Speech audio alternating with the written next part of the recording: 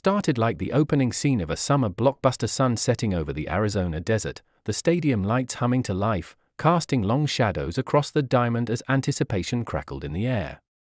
This wasn't just another ball game. No, this was drama with stakes, tension with teeth, and on this particular Sunday evening, it was the Los Angeles Dodgers who stepped onto the field not just to play, but to perform. Tony Gonsolin, a man often flying under the radar, took the mound like a character stepping into the frame with quiet authority. No dramatic flair, no theatrics, just focus, just fire. Every pitch he threw sliced through the thick desert air like a sharpened blade, 5 scoreless innings that felt less like work and more like poetry in motion. Gonsolin wasn't overpowering, he was strategic, like a chess grandmaster moving with patience, precision, and a plan. He pitched with purpose, with calm in his eyes and confidence in his delivery, and by the time he exited the game, the script was already shifting in favor of the Dodgers. But Gonsolin didn't work alone. Every hero needs a co-star, and Freddie Freeman delivered a performance worthy of a standing ovation. It wasn't just that he went for 4, it was how he did it. Each swing was a statement, each hit a moment captured in time, as though the bat itself understood the gravity of what was happening. And then came the home run, a towering blast that didn't just clear the fence, it lifted the energy of the entire team. It soared into the night like a flare shot from a battleship, signaling that the Dodgers had come not just to compete, but to dominate.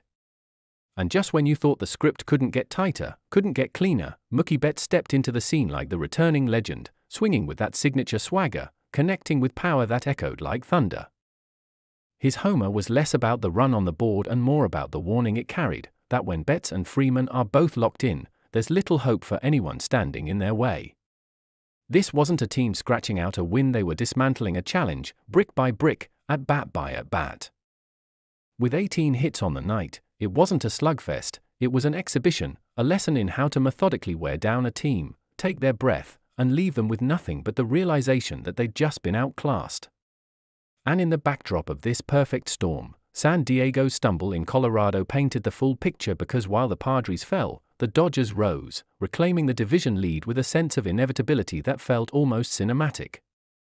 This is what great teams do, they adapt, they respond, and when the moment calls for it, they rise.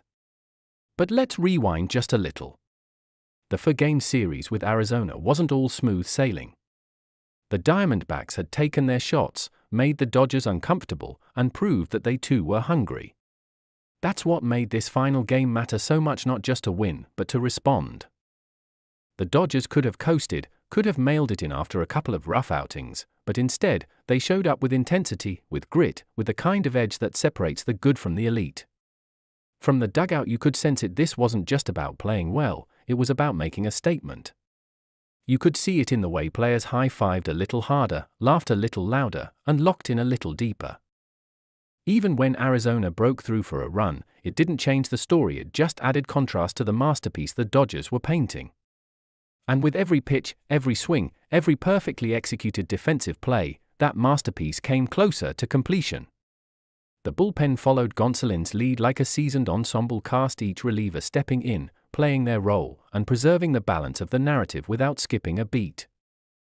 There was rhythm to it, elegance even, and when the final out was recorded, it didn't feel like a celebration, it felt like a resolution. A final chord to a song that had been building all night. Freddie Freeman walked off the field not just as a star of the game, but as a symbol of consistency, of leadership, of what it means to set the tone for an entire roster. Gonsolin's outing may not make the flashy highlight reels, but within the clubhouse, within the heartbeat of this team, it carried weight. And Mookie? He reminded everyone watching why he's one of the most electrifying players in the sport. But perhaps the most impressive thing was that it didn't feel like a one-off, it felt sustainable. The Dodgers weren't running on adrenaline, they were operating on execution. Every batter had a plan. Every pitch had intent. Every inning had energy. And that's what makes this team so terrifying when they're at full throttle. They don't just beat you, they dismantle you with discipline. And now, as they fly back to Los Angeles with momentum in their pocket and first place once again beside their name, the rest of the league has to take notice. Because this wasn't just a win in the standings, it was a chapter in the story of a team that refuses to be counted out, a team that knows how to respond when it matters most. And as October inches closer, nights like this become more than just memories, they become fuel.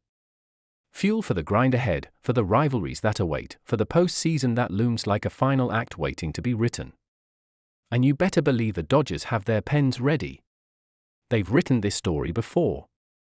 They know how it ends.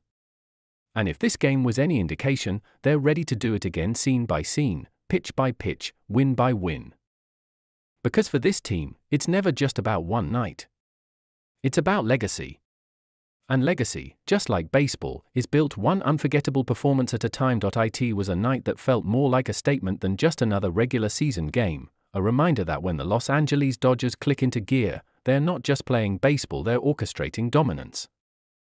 Picture this: the Arizona desert, the roof closed at Chase Field, fans filing in with a quiet optimism, hoping maybe their Diamondbacks could chip away at the momentum of a division rival.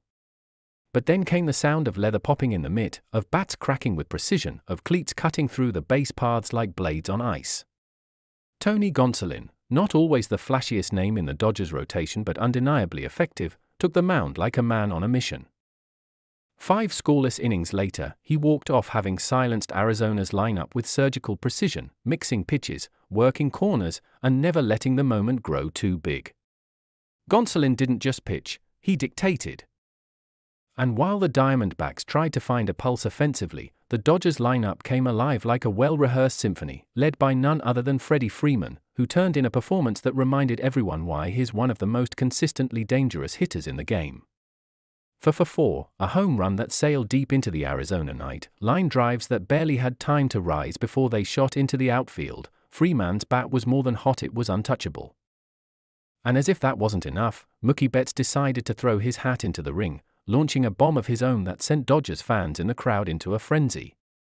18 hits in total, a relentless offensive assault that wasn't just about the long ball but about stringing together quality at bats, wearing down pitches, and showing what it looks like when talent meets focus.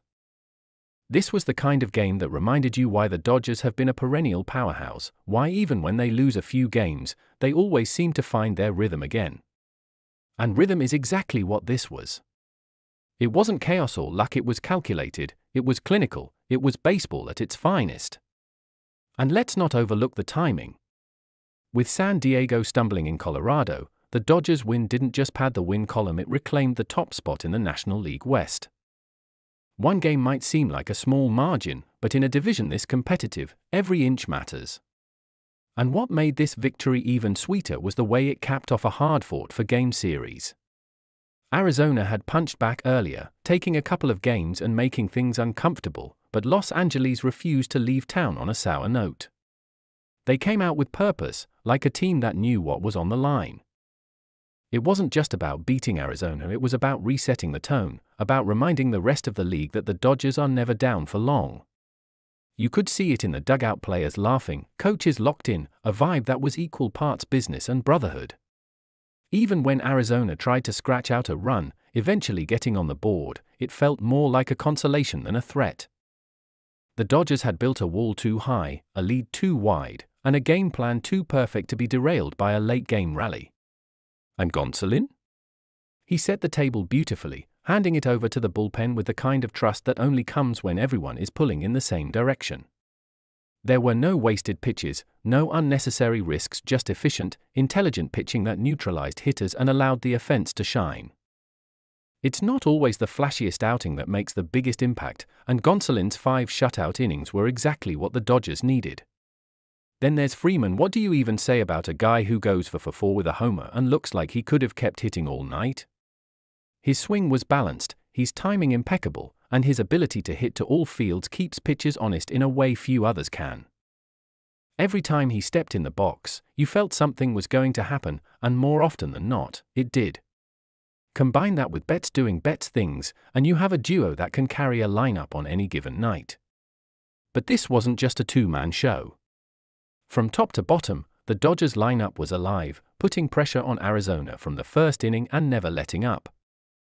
Singles turned into doubles, routine plays turned into close calls, and you could feel the Diamondbacks' defense wearing down under the weight of it all.